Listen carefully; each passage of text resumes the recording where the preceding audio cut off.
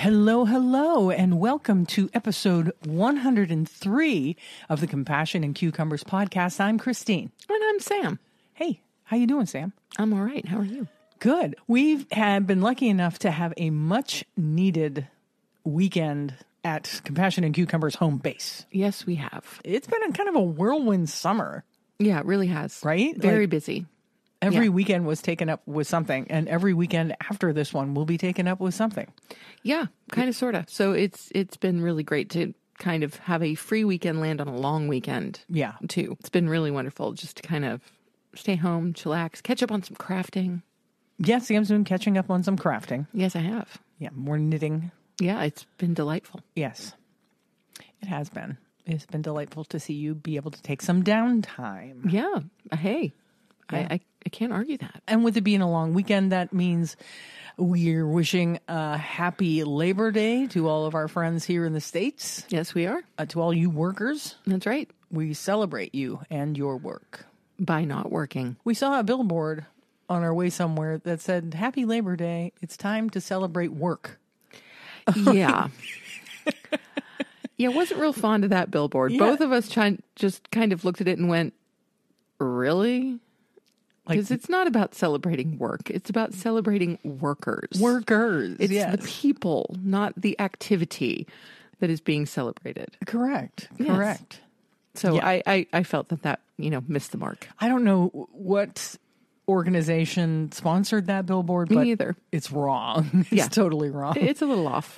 I agree. Our weekend was not without some adventure. We did have a minor adventure, yes, on Saturday morning. Yeah, so what'd we do? Well, Saturday morning, we decided to head to West Seneca and accomplish two things. Number one, visiting Eat Your Feelings.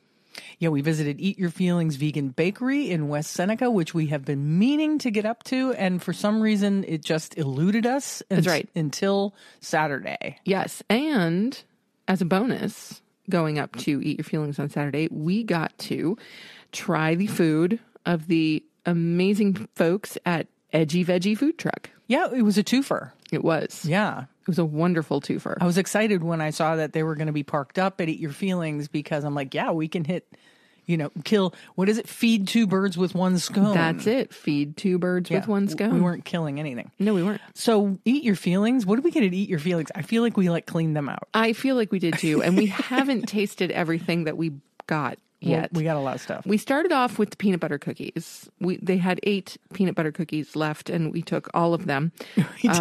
We did. 2 of them, Christine got one and I got one. The other 6 we are going to send to Lucy because they are her favorite peanut butter cookies. Yeah. I wanted to clarify. We have tried Eat Your Feelings stuff. In the past. Yeah, at Veg Fests. So yeah, we and are it's beautiful. Fully aware of what they're capable of. That's right. We also got a couple of sandwich cookies. One of them was chocolate peanut butter, and the other one is oatmeal cream. Mm-hmm. We've tried the chocolate peanut butter. Yeah, we haven't tried the oatmeal one yet. We have not. The chocolate peanut butter sandwich cookie was delightful. But as with everything we get ever with peanut butter, could use more peanut butter. Needs more peanut butter. Just a little more peanut butter. Yeah, it was delicious. It was, and the cookies were perfect. Of course. The chocolate cookies were absolutely perfect. Their cookies are amazing. Wow. I don't know how they do it. Me either, but absolutely fantastic. But I agree. Could have used a little more peanut butter on the peanut butter sandwich cookies. Then we got 3 kinds of cupcakes. We got a chocolate peanut butter cupcake, which we have not tried yet. We got a Samoa cupcake, one of which I had immediately following dinner today. How was it?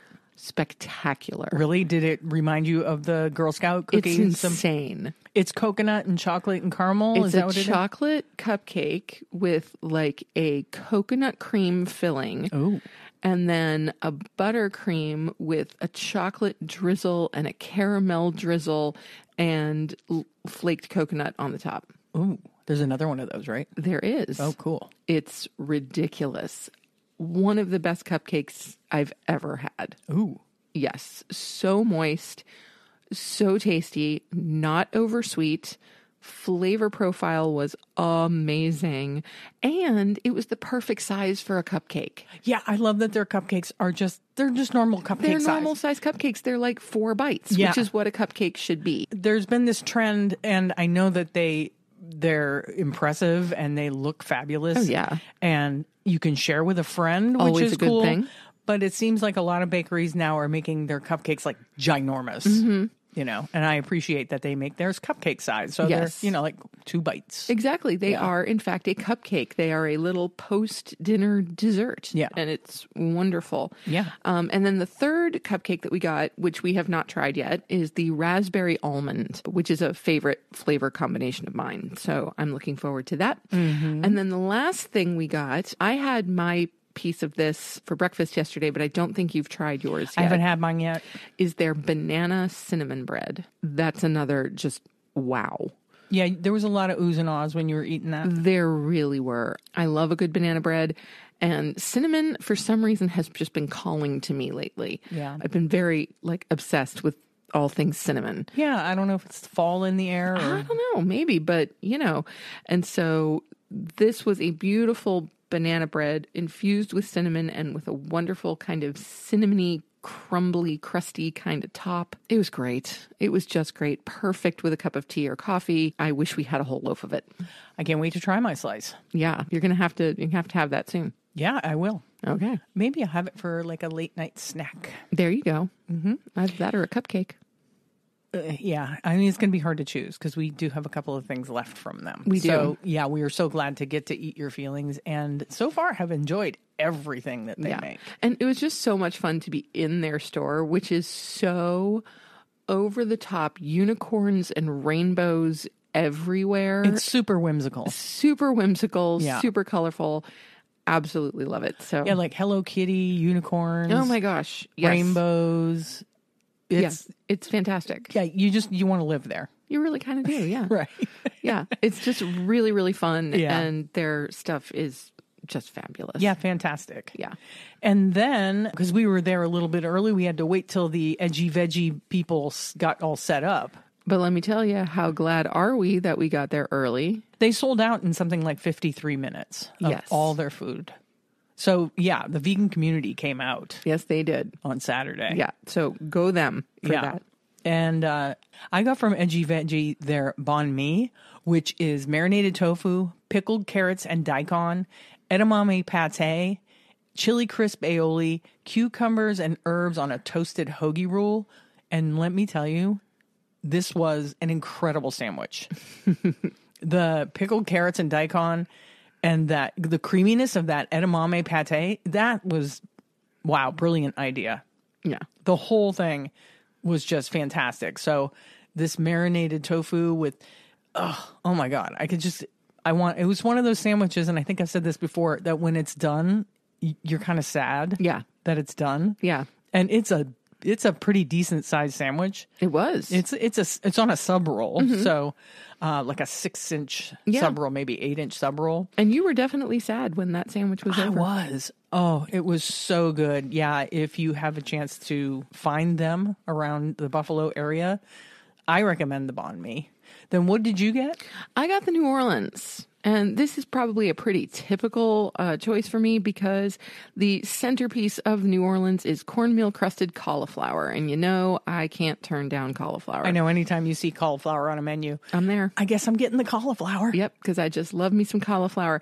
Now, this was, like I said, cornmeal crusted cauliflower with a remoulade, house pickles, lettuce, and tomato on a toasted hoagie roll. And this also was just gorgeous. Yeah, I got one bite of it, and it was a delicious sandwich. It was really fantastic. Yeah, the crispiness of the cauliflower was nice. And I have a feeling that it was the combo of the cauliflower and guess what? The pickle. Pickle. Because anything with pickle, I'm going to head towards that too. Yeah. So it was absolutely beautiful. The remoulade was amazing. I would love to know what was in that because it was just fabulous. Trade secrets, Trade I'm sure. secrets, I'm sure. Absolutely. Yeah. But as with Christine, I was kind of sad when it was gone. I wanted there to be more. Yeah, but luckily we also got sides. We did. We got sides to share. I got a side of their Old Bay potatoes, which is smashed and fried baby red potatoes with lemon zest and herbs, served with their remoulade to dip in. Fantastic. Really good. Yeah. Yeah. Really, really good. The flavor profile, the combination of the lemon zest and the herbs and the kind of spicy remoulade, absolutely fabulous. Yeah. They were a little salty for my taste. Yeah, they were salty. Yeah, but that didn't really take away from the absolute brilliance of them. We ate them all. We did. Without complaint. Very happily. Yes. And then I, for my side, got the watermelon salad. And this was a big surprise for me. Because I was not expecting the complexity of flavor that was in this watermelon salad. Mm-hmm. What's in the watermelon salad? Smashed cucumbers, watermelon, and then herbs with a chili maple lime vinaigrette. Yeah, that tiny little bit of heat. Wow. Unbelievable. Yeah. Like, this was one of those things, like, I could have that every day. Yeah, that heat and the sweet of the maple, it was just a stellar combination. So fresh, so light, just incredibly refreshing, and that just little hit of heat was just so satisfying. It was perfect. Absolutely loved it. Yeah. Amazing. We also got some beverages.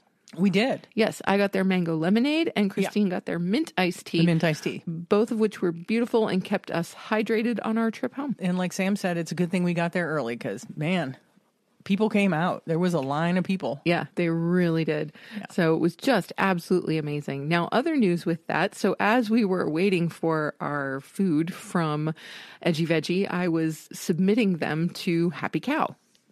Right, because they weren't actually on Happy Cow yet. I did a little bit of a search, and they weren't on Happy Cow yet. And I'm happy to report that as of today, Edgy Vegy is now findable on Happy Cow.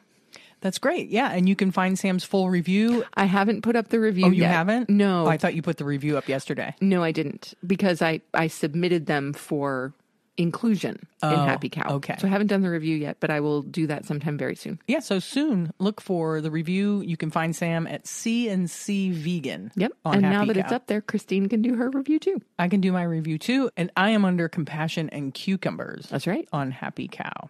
Yeah, so we want to thank Sarah and Jamie and their mom, Michelle, at Edgy Vegy Food Truck. For such an amazing Fantastic. meal. And Wayne and Debbie at Eat Your Feelings. Oh my gosh. Thank you so much for all the delicious sweets. All the sweets, all the foods. Oh my God. We will be back. We will, without question. Yeah. I actually told Christine that what I really wanted, my birthday is coming up in a few weeks. And I was like, you know what I really want? I just want like cupcakes from Eat Your Feelings as, birthday treats. Instead of a cake. Instead of a cake. Yeah. Don't know if that'll work out, but it's so good. So good. Yeah, they're about an hour from us, so we'll see if we can it make it happen. might not be practical, but that is my wish. We might be able to make it happen. You never know. Oh, I wanted to mention, and you might notice that you'll notice later, but I'll tell you now, so you don't have to notice. We're revamping the housekeeping section. As a matter of fact, we're eliminating the housekeeping section. Yes. It's become monotonous. And I'm sure a lot of you who listen regularly kind of just tune out. Yeah, I wouldn't blame you. And the reason I kind of know that is because there's been some bloopers put at the end of the show, and nobody's been talking about them. So I'm like, so sneaky. Yeah, people are cutting out. People are cutting out before the end of the show because a lot of the housekeeping is repetitive. It is. And a lot of it's information that a lot of you who listen frequently already have. Yep. So we're just going to eliminate we're not keeping house anymore. Let the place get messy. We don't even care. I love it. We don't even care. I've been thinking for quite some time that the housekeeping section was a little unwieldy. Yeah, I mean, we edited it down, but it was too much. Too much. Yep. So we'll be sprinkling in some stuff throughout the episode. That's right. I mean, if it's important information we want you to have, we will sprinkle it. It won't be one long barrage of information. That sounds fantastic. And the next piece of information that we want you to have is where we will be next. Yeah. So on Saturday, September 23rd, we will be making our way to the Syracuse Veg Fest, the Inner Harbor in Syracuse. Looking forward to that. Yeah, looking forward to that big time. So we, of course, will be vending both as Compassion and Cucumbers and Cucumber Craftworks. And in addition to that, we'll also be moderating a panel of regional vegan luminaries. Yes, regional vegan luminaries, indeed. And we will get you that list as soon as we have the information as to all the luminaries and when they're coming up. Sounds good. Yes. And then the weekend after that, we will be at the Panama Rocks Foliage Fest. That's on September 30th and October 1st. Yeah, we'll be festing in the foliage. So I like that. If you're in the area, come by, do some leaf peeping. Yes. And fest in the foliage. Fest in the foliage with us up there at Panama Rocks. Yep.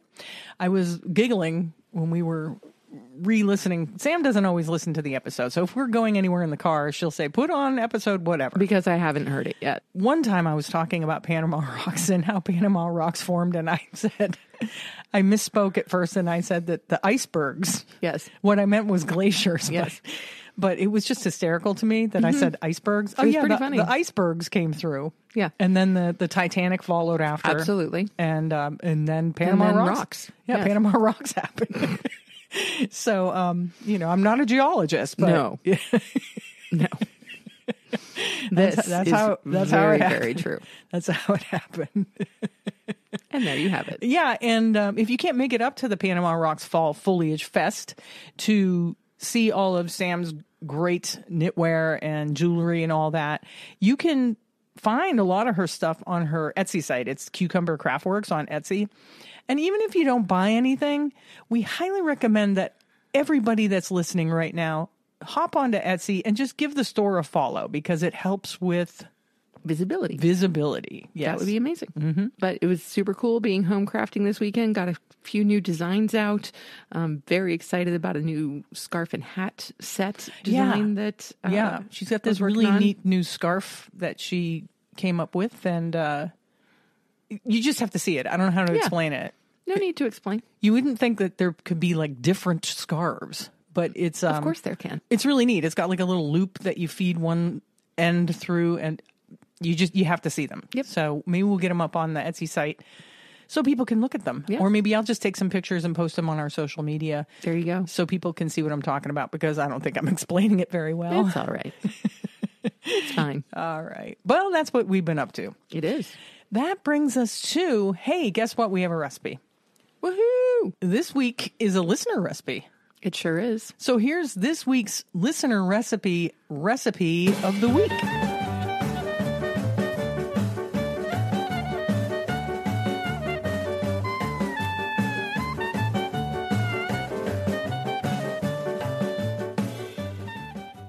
This week's recipe comes from one of our favorite listeners and one of the organizers of the Syracuse Veg Fest, and that is Jacqueline Capello. And not we, because I didn't have anything to do with the cooking, but Christine today made her lentil loaf with glaze. I did. Jacqueline was kind enough to allow me to use this recipe. When I saw that she had some recipes available, I said, hey, can I use one of these for our listener recipe, since you're a listener and these are recipes? And she said, oh, by all means, please do. Cool. And we'll be sharing a link to Jacqueline's website. It's jasquatch.com. Which I love. I'll put a link in the show notes so you can, because she's got plenty of other recipes up there that you can try for yourself at home. And this was a completely oil-free recipe, which is cool. So great. And so a lentil loaf with glaze. What did you think of the lentil loaf? I loved it. I really did. I mean, I feel like, because yesterday we made the mistake of having too much snack food instead of actually having a real meal. Yeah. I'm like, hey, let's do something fun. We have some like Trader Joe's like frozen snacks, like samosas. Let's just snack today instead of cooking. We were both paying for it. Our stomachs were not happy. Not happy. Yeah, just not happy. So I was so grateful for some real food today, which was obviously just so nourishing and so tasty. I thought the lentil loaf was beautiful. I thought it was too. Yeah, and the glaze was fantastic. Yeah, the glaze is delicious. Yeah, it's like, I don't even know how to describe it. Well, it's kind of sweet, kind of vinegary, kind of, you have to look at the recipe to know what's in it, but I guess so.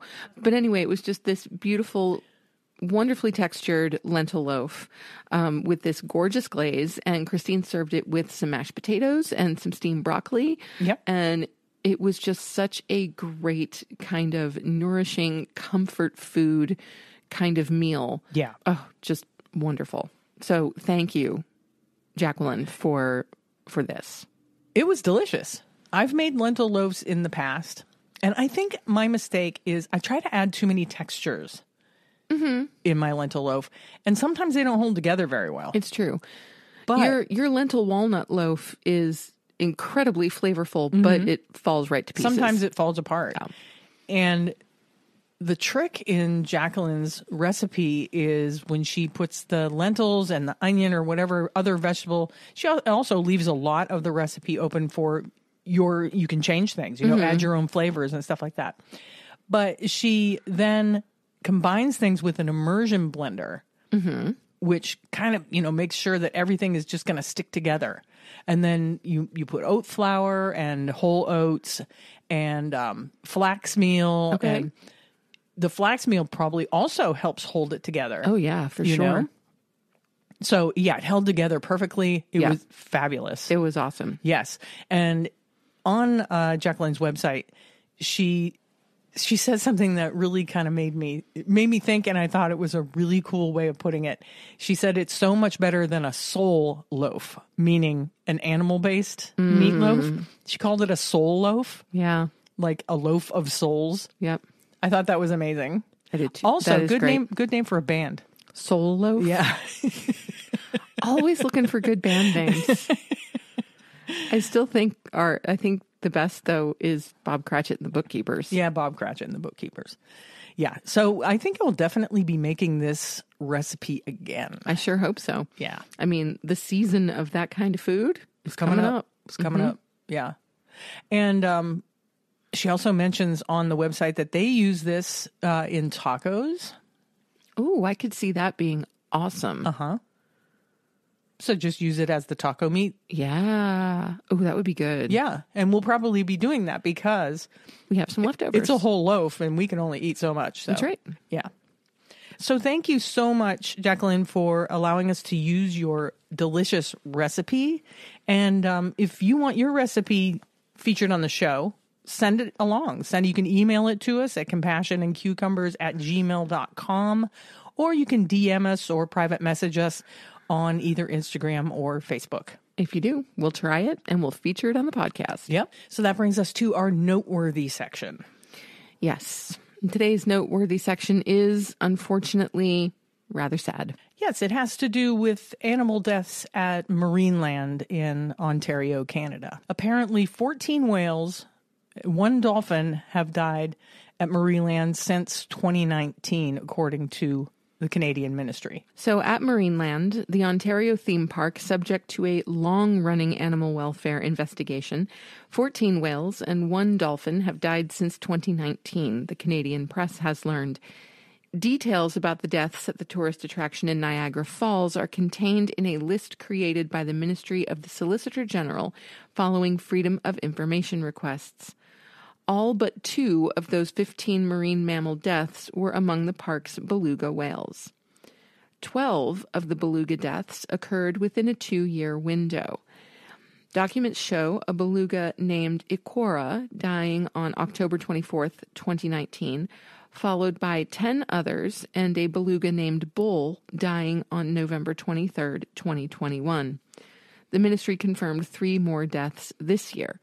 Kiska, the park's lone killer whale, a dolphin, and another beluga. During that time, provincial authorities raised concerns about the park's water quality and had declared all of the marine mammals were under distress. The province told the park in May 2021 to fix its water, an order Marineland appealed, saying its animals were not in distress. Marineland denied any link between beluga whale deaths and the condition of the water they lived in. How can those animals not be in distress? It would be impossible. The quality of the water aside, these are animals that live in a vast ocean. Yes. They're big animals, and they're being kept in very, very small containments. So there's no way these animals are not stressed. They're stressed on a daily basis because of where they're keeping them. Yes, absolutely. So once again, we remind you to not support organizations like Marineland, and to tell everybody you know not to support organizations like Marineland or SeaWorld or the Seaquarium in Miami, any organization that uses any animal for entertainment purpose and profits off of it.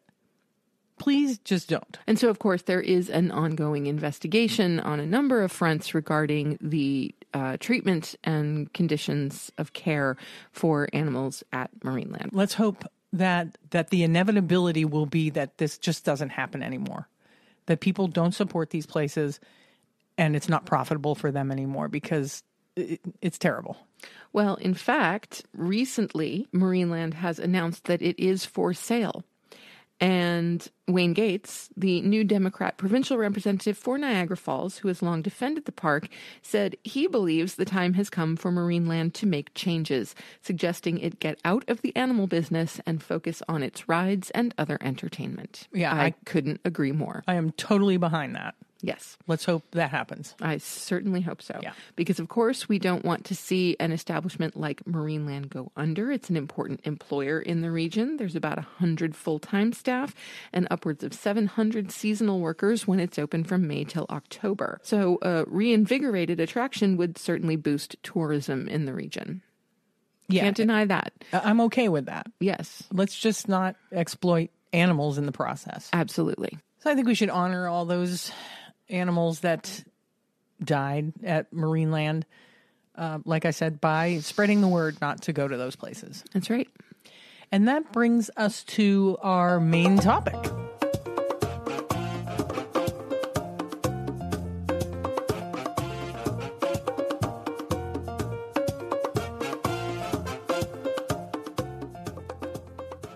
In this week's main topic, we wanted to talk about Earthling Ed's ebook. It's 30 non-vegan excuses and how to respond to them.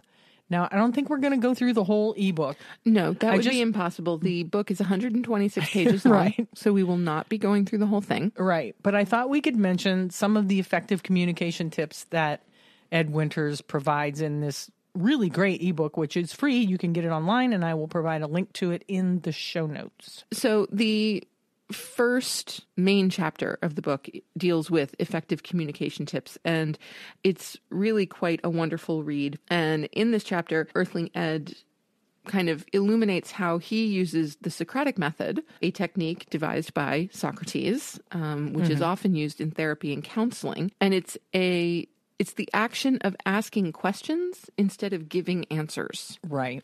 So you're not making statements that uphold your own beliefs. You're asking why the person has the beliefs they have. Right. And it's really quite wonderful. So by using this method of asking questions, you stimulate critical thinking and draw out ideas that can create contradictions in the person you're talking to.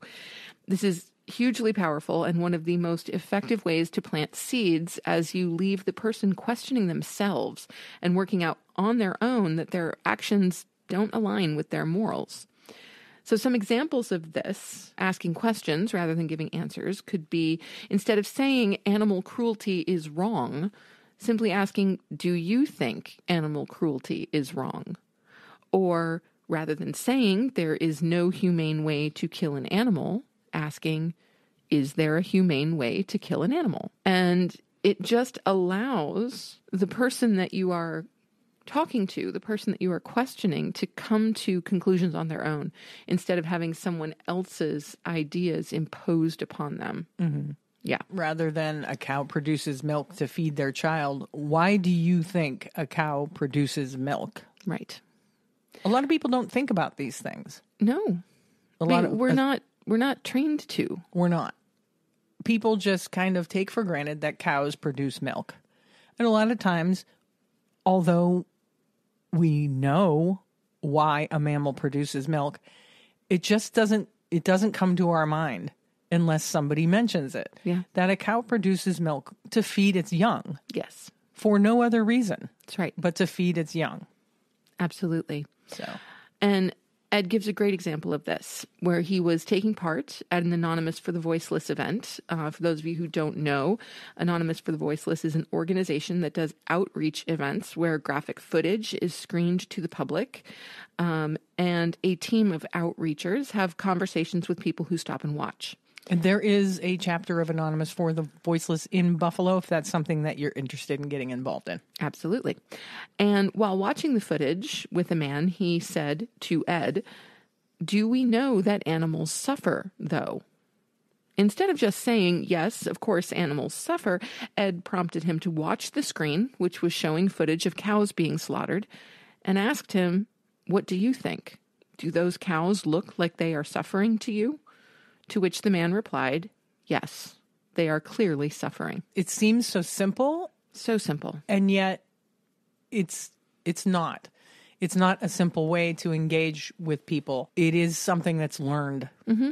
And I think this ebook can give us so many resources to use when you're in conversations, even casual conversations with people, non-vegans. And they're also disarming. Yeah. You know, to ask questions of somebody is much more disarming than just offering them factual information that they can just, you know, ignore or argue about.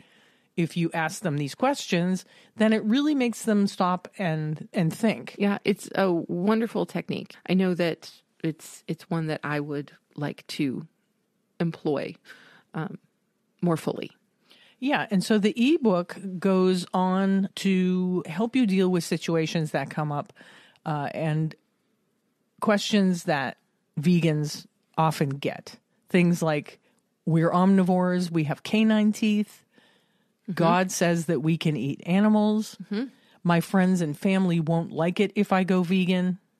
One person can't make a difference, and other things in there. It's just really well done, and I'm not surprised, of course, because Ed Winters is a really great advocate. Yes. And if you've ever watched any of his videos where he does these question-answer sessions with somebody, like he'll set up a table on a college campus. And do these question and answer sessions. It's really kind of a revelation, a revolution. Really revelation was right. Yeah, in the way people advocate. So it is. Now, I have not read the book in its entirety yet, but as I was reading the start of it this morning, probably the chapter that impressed itself most deeply on me was regarding the excuse, eating animal products is my personal choice. And I'm going to share this with you in lieu of my 72 reasons to be vegan today, because this really, in my view, wraps it all up for me. Respect my opinion. It's my personal choice to eat meat. Don't force your views onto me. Of all the excuses used to defend eating animal products, this could well be the most common. So is eating animals a personal choice, or is it a little more complex than that? This is quite an interesting excuse, as arguably it is a choice. One does actively choose to eat dead flesh and animal secretions, the same way that a racist actively chooses to be racist, or a rapist actively chooses to commit rape. Using this logic, it would then be morally justifiable to beat a dog or kick a cat, as it is a personal choice to do so. In this situation, ask the person, if someone makes the personal choice to abuse a dog, does that make it morally justifiable? The problem is, when non-vegans use this argument, they have either become so detached from the fact that their animal products come from a living being, or they hold animals with such little regard that they don't consider the lives of their food worthy of contemplation, because they think the consumption of animal products only affects them as individuals. So when a vegan seeks to educate a non-vegan, we are met with, you should respect other people's points of view. However, as vegans, we do respect the views of others. We respect the views of the 56 billion land animals murdered each year that didn't want to die. We respect the views of the dairy cows and egg-laying hens whose bodies are sexually abused and exploited and treated as nothing other than a disposable commodity. We respect the views of the 2 to 2.7 trillion fish and marine animals that are dragged out of their natural habitat every year and suffocated or crushed to death. We respect the views of the animals skinned alive for their fur, or abused, tortured, and killed for their skin, wool, and feathers. We respect the views of the animals callously tested on by scientists and cosmetics companies, confined to a life of agony and unbelievable pain. We respect the views of the animals beaten and punished to perform circus tricks and unnatural behaviors for our entertainment. We respect the views of every animal that is oppressed, tortured, and murdered. We respect the views of the humans who are also victims within our systems of animal exploitation. And we even respect the view of the person we are talking to, the view that they probably want to live a long life by caring enough to tell them that consuming animal products hugely increases their risk of cancer, diabetes, strokes, dementia, heart disease, and every other major disease plaguing our species. So when people defiantly tell us to respect the views of others, the question is, which other viewpoint are they considering other than their own? When they declare it's their personal choice to eat animal products, what about the personal choice of every other creature, human and non-human alike, whose life is treated as inferior and meaningless just so people can poison their bodies with products created from their death and fear? It is not morally justifiable to murder just because the murderer personally made the choice to murder. It is not morally justifiable to rape just because the rapist personally made the choice to commit the act of rape. It is not morally justifiable to kick and beat a dog just because the abuser personally made the choice to kick and beat the dog. And it is not morally justifiable to pay for animals to be exploited and killed just because a non-vegan personally made the choice to pay for animals to be exploited and killed.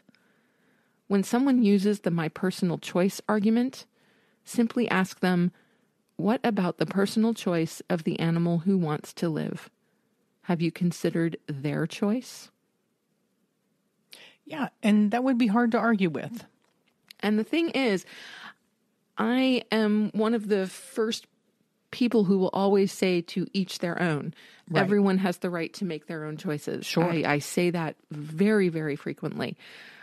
Reading that chapter kind of flipped a switch, to be completely honest, because I had never taken it as far as Ed took it in that chapter. Right. You know, thinking of things like murder and rape as choices, which of course they are.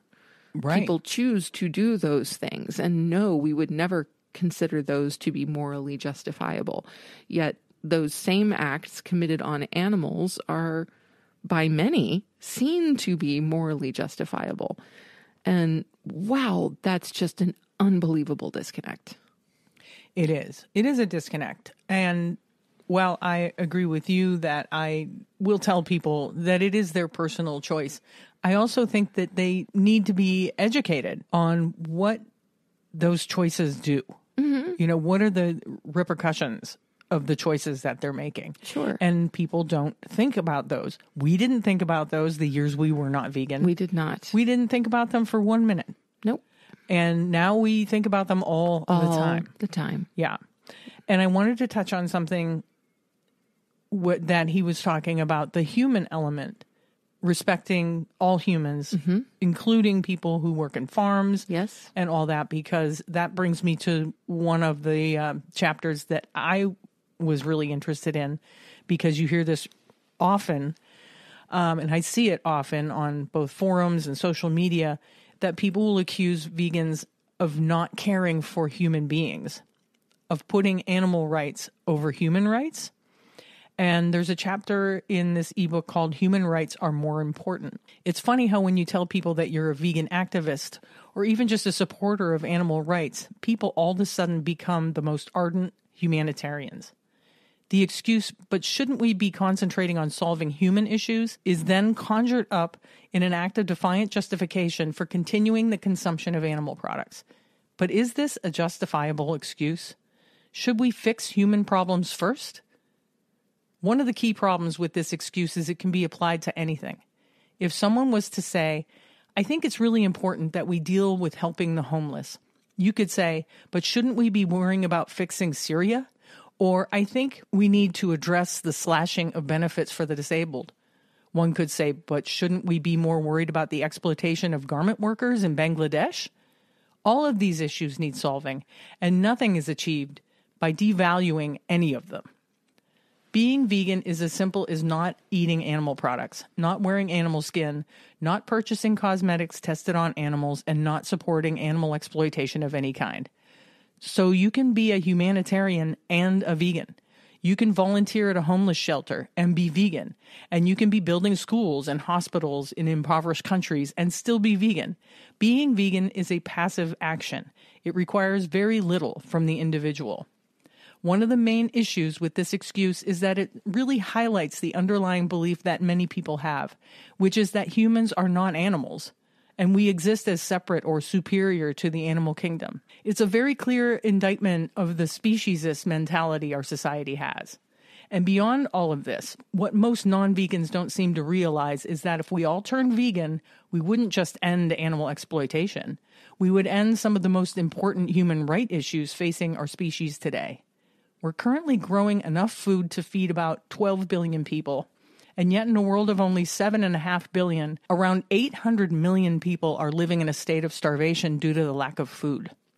Food that we have, but that we feed to non-human animals instead so that we can eat their flesh. In fact, the United States alone could feed every single one of those 800 million people with the grain that they feed to livestock animals. Furthermore, 82% of starving children live in countries where food is grown to feed livestock animals. Going vegan could end this unfair distribution of food. If we all went vegan, we would end the exploitation of migrant workers and people in poverty who work in slaughterhouses out of necessity and have some of the highest rates of suicide, drug and alcohol use, PTSD, depression, and anxiety in any profession. If we all went vegan, we would end the exploitation of tannery workers in India, Bangladesh, and other third world countries where 90% of workers die before the age of 50 and have children born heavily disabled due to all the poisonous chemicals required in the production of leather. If we all went vegan, we would end the exploitation of tribal groups in the Amazon, whose communities are being uprooted and destroyed so that the animal agriculture industry can destroy more of the rainforest. Going vegan allows us to be more in touch with our innate compassion. If we all went vegan, society would naturally become more loving and gentle. How could we hurt another human being if as a society we felt that inflicting suffering onto a chicken was immoral? When faced with the staggering facts that show just how much human exploitation is required to produce the animal products we eat and wear, it becomes obvious that any attempt to devalue the suffering of an animal with that of humans is not only disingenuous, but ill-conceived.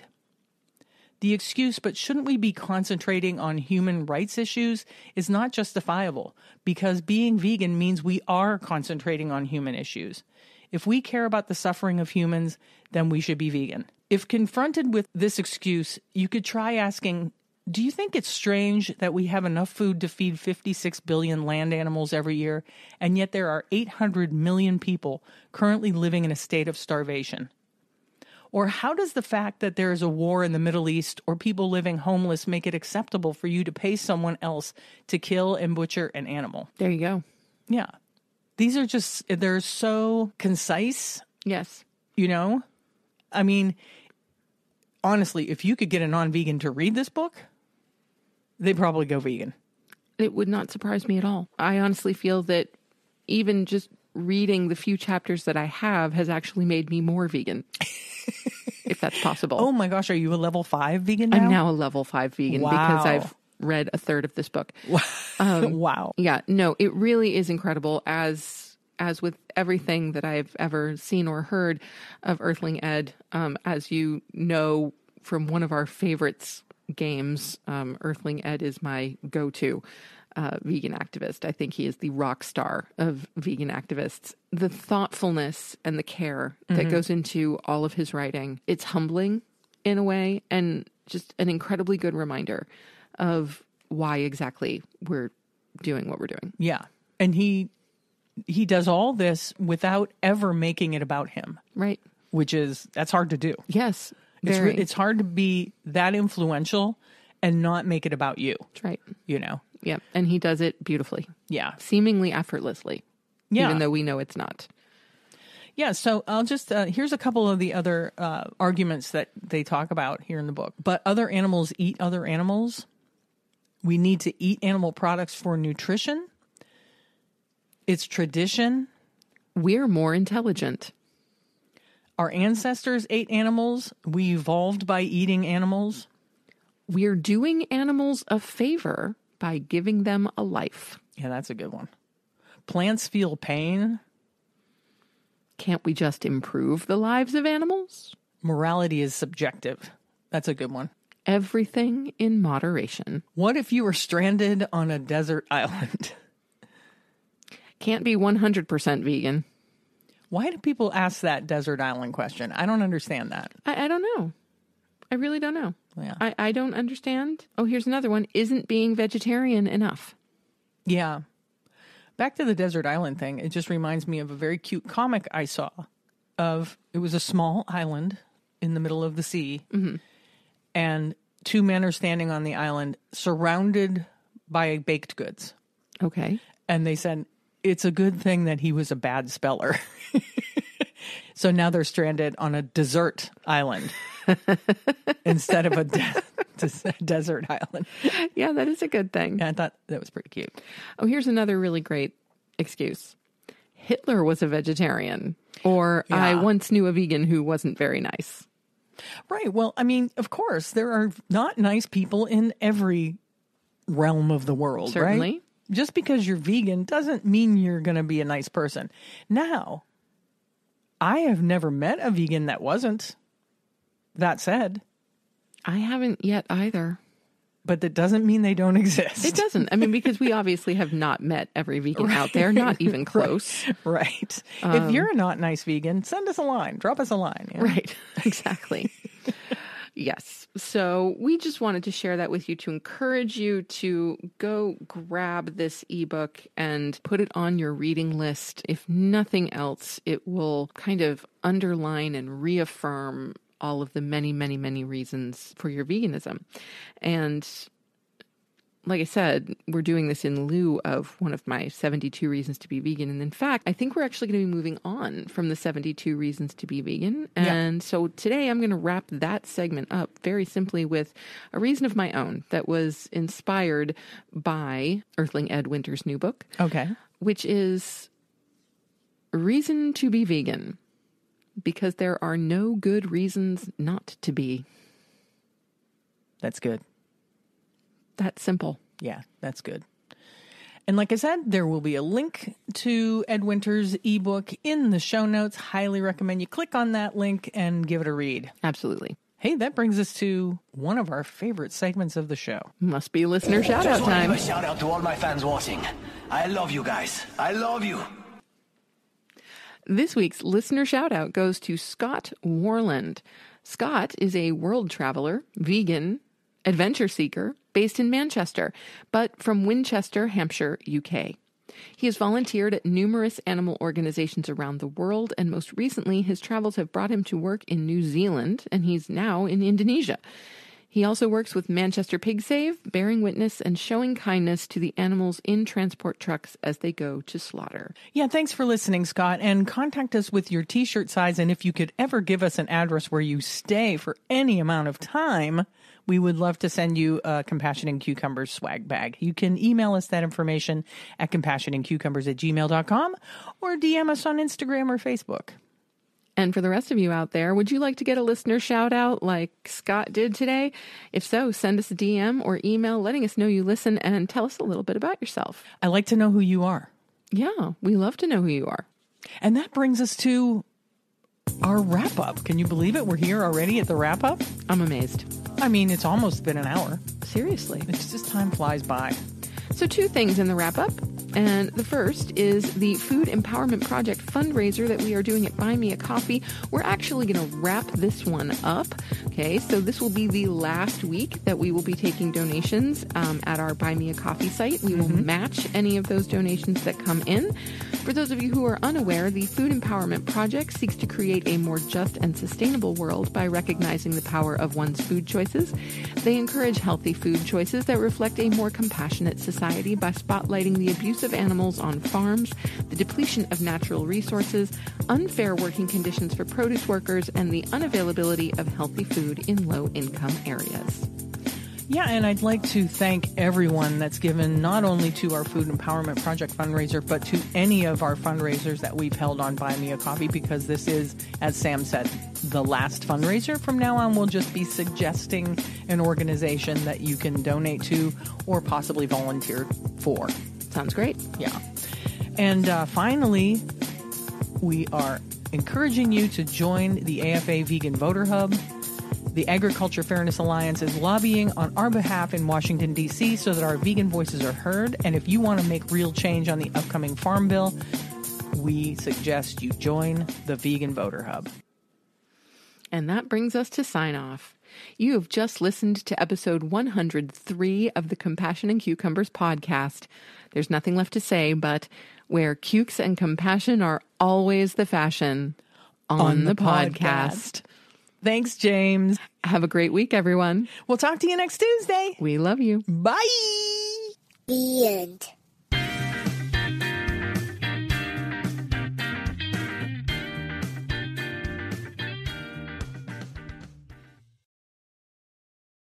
If you'd like to support the Compassion and Cucumbers podcast, well, you can do that by hopping on over to our Patreon page and becoming a patron. We have all the recipes from our vegan kitchen series up there, and we'll be adding some patron-only episodes in the near future. So thank you for supporting us at whatever level that you choose, and thank you again for listening to Compassion and Cucumbers podcast.